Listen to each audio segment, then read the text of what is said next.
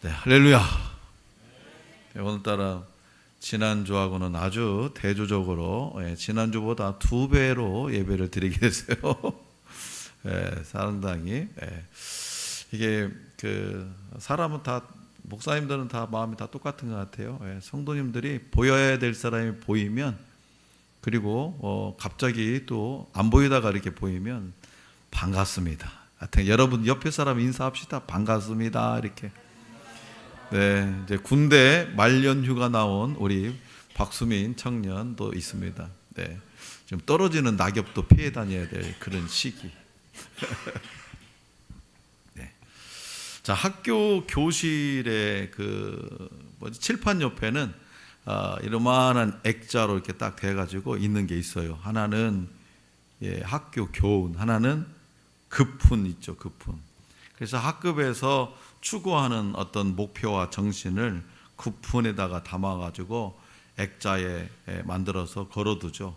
그래도 대체적으로 성실, 정직, 근면, 협동 이런 급훈들은 대체적으로 1980년대 이전에 대부분 교실에 걸린 급훈들입니다.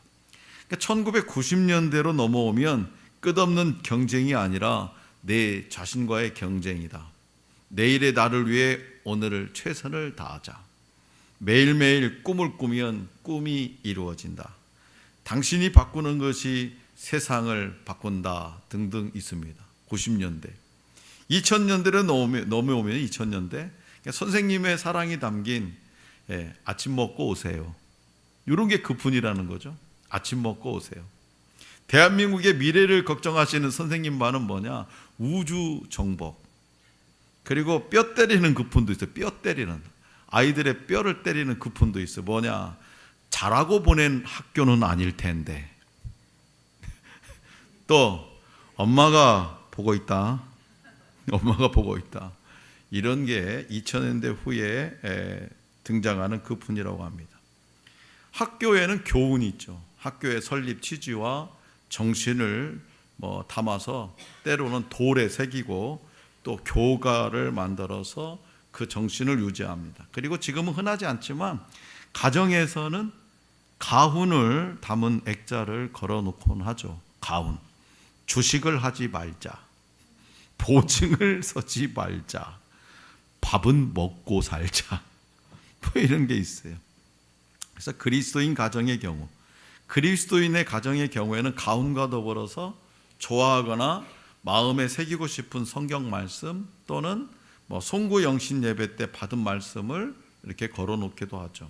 그러니까 벽에 걸린 말씀을 벽에 걸린 말씀 앞을 매일 수십 번 지나다니면서 어떻게 해요? 무심코 바라보게 되죠. 그러다 보면 어느새 그 말씀이 마음에 새겨지는 경험을 하기도 합니다. 하나님은 이스라엘 백성에게 문설주와 바깥문에 신명기 6장 4절에서 5절 말씀을 기록하라고 명령하셨어요. 이는 집안의 문을 지나다니는 가족들이 쉐마 곧 하나님은 한 분이시고 마음을 다하고 뜻을 다하고 힘을 다하여 하나님을 사랑하라 라는 말씀을 마음 깊이 새기도록 만든 일종의 장치입니다. 이러한 장치는요, 바쁜 일상을 살아가는 이 시대 그리스도인들에게 아주 중요한 시사점을 주고 있죠. 그래서 분주하게 살다가, 오늘 저와 여러분들도 매일 분주하게 살다가 하나님을 잊지 않도록, 그리고 하나님 중심의 삶을 살도록 노력해야 한다는 거죠. 그리고 바쁠수록 내 주변에 말씀을 두고 마음에 새기기 위해서 노력해야 한다는 거죠. 자, 그렇다면 여러분들이 좋아하는 성경 구절이 있습니까? 그 말씀을 마음에 새기고 하나님 마음에 이 하나님 중심의 삶을 살아가고 있습니까? 오늘 우리에게 주신 본문 말씀이 기록된 잠언은 고대 문명에 널리 퍼져 있던 문학 장르예요. 그 중에 성경의 잠언은 시대를 뛰어넘는 지혜자인 솔로몬이 중점적으로 기술한 시가서입니다. 그러니까 고대 사회에서 부모가 자식에게 주는 간략한 교훈, 왕궁을 배경으로 기록한 잠언, 그리고 학교에서 스승이 제자에게 전하는 내용이 교육에서 중요한 부분을 차지했다는 거죠. 당대에 학생들은 이 잠언을 외우고 쓰며 글씨를 배웠어요. 이러한 잠언은 간결하고 또 외우기 쉽게 만들어졌고 실용적이고 삶의 지혜를 담은 신적 메시지라는 특징을 지닙니다. 성경에 기록되어 많은 이에게 사랑받는 잠언의 중심에는 여호와를 경외하는 것이 지혜의 바탕이 된다는 점이 강조되고 있죠. 그래서 잠언을 읽다 보면 왕을 세우신 이유, 인생을 허락하신 이유를 알 수 있어요. 그리고 부모의 명령에 순종해야 하는 이유, 이웃에 대한 의무, 가정에 대한 의무와 여러 가지 사회, 경제 등 다양한 삶의 이유가 하나님을 경외하는 것으로 그 초점이 모아진다는 거예요. 그래서 본문 말씀에서는 아버지가 사랑하는 아들에게 오직 여호와 하나님만을 의지하고 사는 것이 지혜로운 길임을 보여주고 자신이 의로운 삶을 사는데 도움이 되었던 법과 계명의 지혜를 전수하고자 합니다. 자, 그렇다면 무엇 때문에 아버지는 많고 많은 세상 지식보다, 그죠? 뭐 사서삼경을 외워라, 아니면 뭐 법전을 외워라, 아니면은 뭐 여러 가지 뭐 세상에 많고 많은 그런 지식보다도 이 하나님 이야기를 아들에게 들려주려는 것일까요? 하나님 이야기, 하나님의 법과 명령을 기억하는 사람, 인자와 진리를 마음판에 새기는 사람은 각각 어떤 복을 받게 될까요?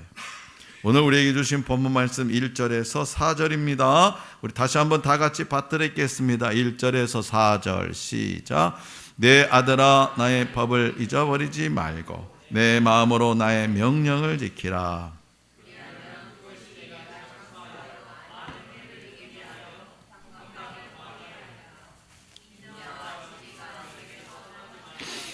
그것을 내 목에 매며 내 마음편에 새기라. 그리하면 내가 하나님과 사람 앞에서 은총과 귀중히 여김을 받으리라. 아멘.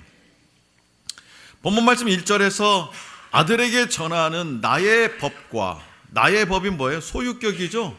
소유격이잖아요. 나의 법과 명령은 아버지의 경험과 삶의 가치라기보다는 모세가 받은 율법, 곧 하나님이 가르치라고 명령하신 규례와 법도를 의미합니다. 다시 말해서 여호와 하나님이 주신 명령을 받아들이고 이를 지키며 살아온 인생의 선배로서의 아버지가 자신의 신앙을 전수하는 그런 의미로 자녀를 가르치는 것이 지금 이 본문의 내용이에요. 그래서 부정명령어 잊어버리지 말고는 기억하라는 뜻이에요. 잊어버리지 말고 기억하라는 거예요. 부정명령어. 그리고 이 기억하라는 뜻으로 다시 말해서 순종하라는 의미로 확대할 수 있습니다. 그 이유는 바로 하나님을 사랑하는 마음은 말씀에 전적으로 순종하는 행위로 증명되기 때문이죠. 그래서 아버지는 아들에게 하나님 말씀에 순종하면 장수하게 되고 이 땅에서 오래 살게 되고 평강을 누리게 된다고 권면합니다. 그런데요, 장수와 평강은요 함께 받아야만 축복이라고 할 수 있어요. 세상에 괴로운 일이 날마다 괴로운 일이 많은데 계속 오래 살면 어떻게 되겠어요?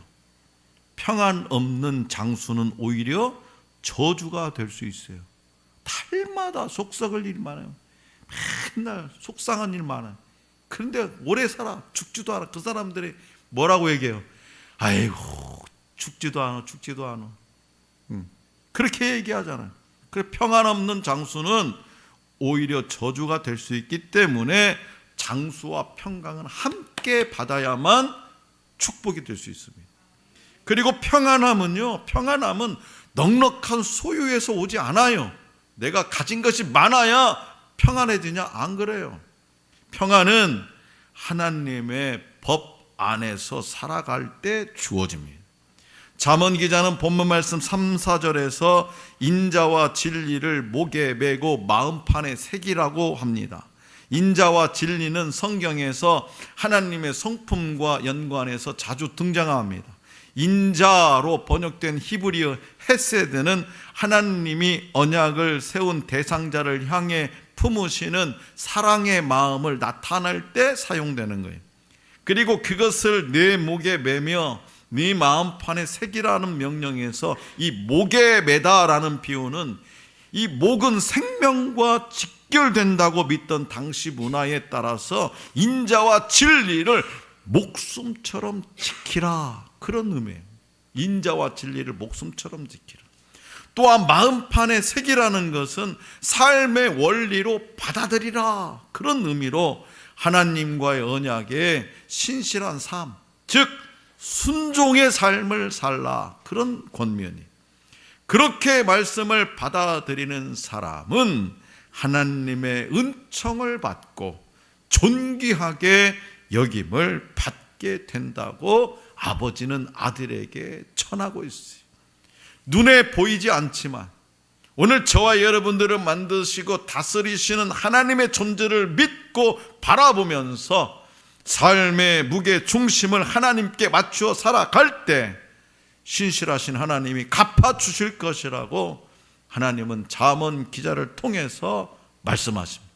자, 성도 여러분, 자, 그렇다면 하나님 말씀을 대하는 여러분들의 태도는 어떻습니까? 말씀을 소중히 여기고 지켜서 복을 누리는 사람이 혹 여러분 주변에 누가 있습니까? 하나님은 보이지 않지만 실존하시는 창조주십니다. 우리는 눈에 보이지 않을 때, 기도의 응답이 나타나지 않을 때 실망하죠. 그러나 하나님은 이 세상을 지으셨고 완전한 지혜로 다스리고 계세요. 보이지 않는 살아 하나님을 존귀하게 여기고 그분의 말씀을 지켜 행하는 사람은 하나님과 사람 앞에 존귀함은 없습니다. 그렇기 때문에 부모는 자녀에게 하나님의 말씀을 가르쳐야 되는 거죠. 또 자녀는 하나님 말씀 듣기를 즐거워해야 돼요. 즐거워해. 하나님은 당신의 말씀을 사랑하는 자에게 평강의 복을 주시는 분이시기에 우리는 무게중심을 늘 실존하시는 하나님 앞에 코람되어 이 하나님 앞에 내 무게중심을 떡하니 두고 살아야 되는 거예요. 그리고 그 무게중심을 잠언 기자는 인자와 진리를 마음판에 새기고 행할 것을 권면합니다. 다시 말해서 겉으로만 경건한 모습을 유지하는 그런 가짜 신앙생활을 벗어버리고 진리의 말씀에 귀를 기울여야 한다. 다시 말해서 말씀에 100% 순종의 삶을 살아야 한다라고 말씀합니다. 왜냐? 하나님의 말씀을 경홀히 여기지 않고 진심으로 순종하고 받아들이는 이들은 하나님께서 친히 기억하시기 때문이에요. 또 마음 중심으로 하나님을 섬기고 이웃을 대하는 이들은 늘 하나님의 은총을 경험할 수 있기 때문입니다. 자, 이제 저와 여러분들이 마음을 다해 신뢰할 대상은 누구고요? 저와 여러분들이 의지하지 말아야 할 것은 뭘까요? 본문 말씀 5절을 다 같이 받들겠습니다. 5절 시작. 너는 마음을 다하여 여호와를 신뢰하고 내 명철을 의지하지 말라. 아멘. 여기서 신뢰하라는 명령은 마음을 다하여라는 부사구를 통해서 그 의미가 강화되고 있습니다. 마음은 인간의 생각과 결정을 만들어내는 기관을 의미하는 거죠. 인간의 생각과 결정을 만들어내는 기관, 이거 뭐냐? 마음이에요. 삶의 방식과 원리를 결정하는 역할을 하는 것이 뭐냐? 마음이에요. 그래서 마음을 다하여라고 번역된 어구의 문자적 의미는 너의 모든 마음 안에서, 이런 뜻이에요. 너의 모든 마음 안에서, 마음을 다하여, 이 말은 너의 모든 마음 안에서, 다시 말해서 행동을 만들어내는 마음의 모든 영역에서 여호와를 신뢰하라 이거예요. 그러니까 선별적으로 신뢰하는 거예요. 신뢰하는 것이 아니에요. 이것은 신뢰하고 이것은 아니고, 이게 아니라는 거예요. 행동을 만들어내는 모든 마음의 영역에서 여호와를 신뢰하라. 그러나 인간은요, 여호와 하나님을 이렇게 신뢰해야 함을 알면서도 자신의 판단이 옳다고 믿으면 아담과 하와처럼 먹음직도 하고 보암직도 하고 지혜롭게 할 만큼 탐스러운 것을 쫓아가기 마련인 거죠. 이것이 인간의 연약함이에요. 송구영신 예배 때 얼마나 결단했어요. 막 기도하면서, 하나님, 내가 내년에는 그냥 진짜 하나님만 바라보면서 살겠습니다. 내가 막 그랬는데 지금 한 20일 지나니까 어떻게 됐어요? 또 마음이 해해졌잖아. 보암직도 먹음직하고 지혜롭고 할 만큼 탐스러운 것을 또 쫓아다니잖아요. 또 쫓아다니잖아요. 이것이 인간의 연약함이에요. 그래서 오늘 저와 여러분들이 잠언에서 가르치는 이 생명의 길을 가기 위해서는 여호와를 신뢰하는 것이 필수적입니다. 여호와 하나님을 신뢰하는 것은 곧 자신의 명철을 의지하지 않는 거예요. 명철은 뭐냐? 자기 스스로 깨닫는 거예요. 자기 스스로 깨닫는 것을, 이게 명철이에요. 그러니까 이 땅에 살아가는 동안 명철을 의지하지 않는다는 건 뭐냐? 이 땅에 살아가는 동안 네 마음대로, 네 생각대로 살지 말고 모든 것을 하나님한테 묻고 하나님 앞에 결제 맡고 하나님께 명령을 받아서 살아라 이거예요. 모든 것을. 모든 것이라니까요. 모든 것.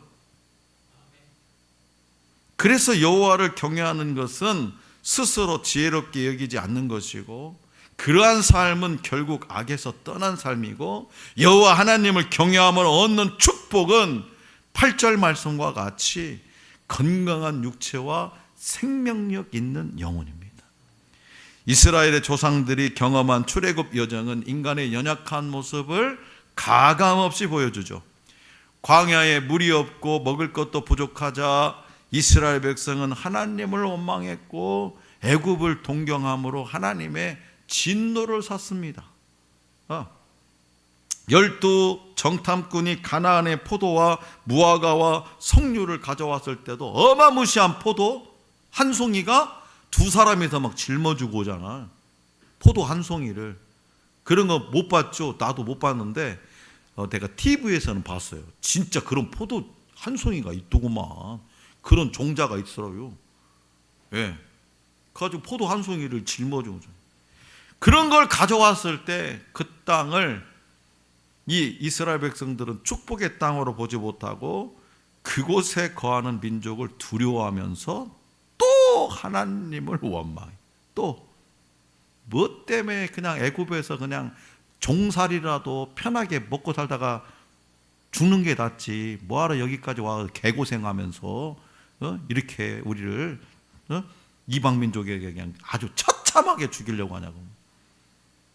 성도 여러분, 하나님의 어리석음이 사람의 지혜보다 뛰어남을 기억하고 하나님을 신뢰할 때 하나님이 주시는 온전한 축복을 경험할 수 있습니다.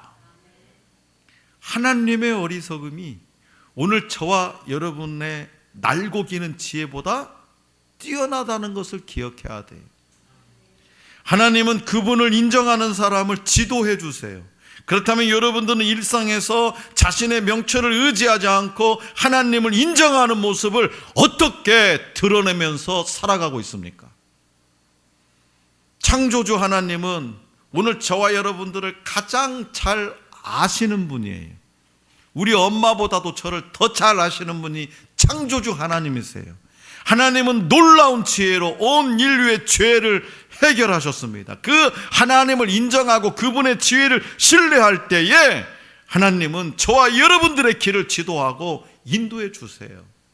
또 하나님은 온 인류가 가는 길에 관심을 두시면서 모든 사람의 길에 관심을 두세요. 하나님을 향한 하나님의 뜻이 무엇인지 들을 준비가 되어 있을 때 나의 삶을 향한 하나님의 역사가 시작되는 거죠. 그래서 온 인류라는 그런 거시적인 문제뿐만 아니라 오늘 하루 나의 작은 문제, 오늘 한 시간에 나의 작은 문제를 하나님의 관점으로 바라보기 시작할 때에 전능하신 하나님의 역사하심과 인도하심을 경험할 수 있습니다. 모든 시선이, 우리 이진 선생님 언니가 시선이에요. 모든 시선이 하나님께 맞춰질 때 우리는 하나님의 인도하심을 경험하게 될 거예요. 그래서 하나님이 책임져 주시는 그런 인생의 특징은 뭐냐? 그 삶을 통해서 하나님을 공경한다는 것이 무엇인지를 드러나게 한다는 거지. 하나님이 책임져 주시는 인생의 그 인생의 맛을 아는 사람은 그 삶을 통해서 하나님을 공경한다는 것이 무엇인지를 드러내. 교회 와서 청소도 하고 쓸고 닦기도 하고 밥도 만들고 성도들도 섬기고 그런다는 거죠. 본문 말씀 9절에서 아버지는 아들에게 제산과 첫 소산물로 여호와를 공경하라고 명령합니다. 제산과 첫 소산물로 여호와를 공경하라. 하나님께 드리는 것은 결코 손해가 아니라는 것을 아버지 스스로가 일생을 통해서 깨달았기 때문에, 하나님이 더 많이 채워주시기 때문에, 가장 귀한 첫 열매를 하나님께 드리면 하나님이 창고를 가득 채워주시고 포도즙들에 새 포도즙을 넘치게 하실 것이라고 아버지는 아들에게 권면하고 있어요. 열심히 드리고 진실하게 채움받는 역사를 매일매일 경험하는 것이 신앙의 기쁨입니다. 참 희한해요. 자꾸 하나님 앞에 드리는데 자꾸 드리면 없어야 될 거 아니야. 내가 100개 가진 거 막 드리면 50개, 30개 막 줄어들 거 아니야. 근데 계속 생겨. 미국의 작가 캐더린 마샬의 남편 피터 마샬이 해군 사관학교 군목으로 가던 날 사관학교 교정에서 한 교관이요 신입생들에게 사관학교 수칙에 대해서 설명하는 것을 듣게 돼요. 제군 여러분들은 이 15가지 수칙을 반드시 기억하고 따라야 한다. 그러나 당장 이 15가지를 다 기억하지 못해도 걱정하지 마라. 지금 당장은 제군들을 가르칠 교관의 지시에 매 순간 복종하겠다는 결심만 확고하면 된다. 알겠나? 뭐 대답들 아니요. 네, 알겠습니다 해야지. 그렇지. 우리 라엘이가 제일 그냥 말귀를 잘 알더라네. 아이고, 저런 어린아이를 예수님이 좋아한다니까요. 저런 어린아이를. 그 순간 피터 마샬은 마음속으로 다짐해요. 무슨 다짐을 하냐? 그래, 내가 주님의 모든 교훈을 다 기억하지 못해도 된다. 날마다 나를 인도하시는 그분의 지시에 순종하겠다는 결심만 확고하면 된다. 나는 매 순간 나를 인도하신 하나님께 순종하리라. 사랑하는 성도 여러분, 저와 여러분들도 이 성경의 모든 진리를 다 기억하지 못해도 괜찮습니다. 어떤 분은 성경이 무슨 말인지를 모르겠다는 거예요. 도대체 읽으면 읽을수록. 다만 매 순간 살아계신 주님의 인도하심 앞에 순종하리라는 결심만 확고하면 돼요. 그 다음에는 성령 하나님께서 오늘 저와 여러분들을 이끌어 가실 겁니다. 인도해 주실 거예요. 왜냐? 하나님은 우리를 선한 길로 인도하시며 우리가 필요로 하는 모든 것을 넉넉히 채우실 것을 약속해 주셨기 때문에, 하나님이 혼잣말로 그냥 씨부렁 그러신 게 아니고 오늘 저와 여러분들과 약속해 주셨기 때문에 오늘 우리에게 주신 본문 말씀은 2024년 새해에 우리 윤승영 집사님에게 주신 말씀입니다. 하나님은 윤승영 집사님의 마음판에 이 세상 그 무엇보다도 하나님의 말씀이 새겨지기를 원하세요. 그리고 저와 여러분들에게도 동일하게 말씀하십니다.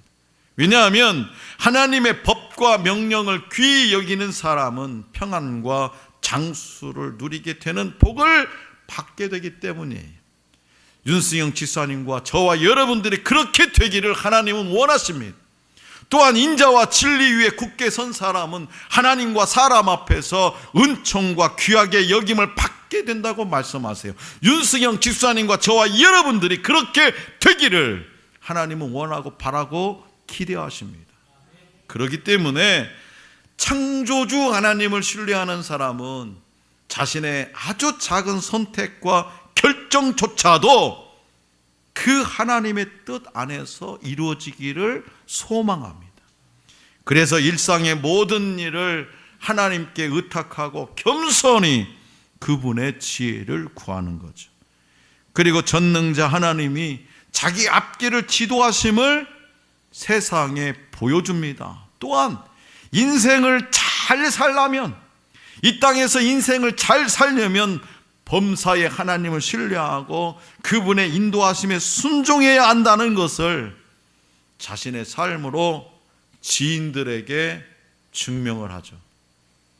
그러므로 하나님의 말씀을 늘 기억하고 인자와 진리를 따르는 삶을 살아감으로 평강과 장수의 복을 누리는 2024년에 윤승형 집사님과 저와 여러분들이 될 수 있기를 원합니다. 2024년이라는 삶 속에서 크고 작은 일을 결정할 때 자신의 교만과 어리석음으로 판단하지 않고 갈 길을 인도하시는, 지도하시는 하나님만 의지하는 우리 모두가 될 수 있기를 간절히 기원합니다.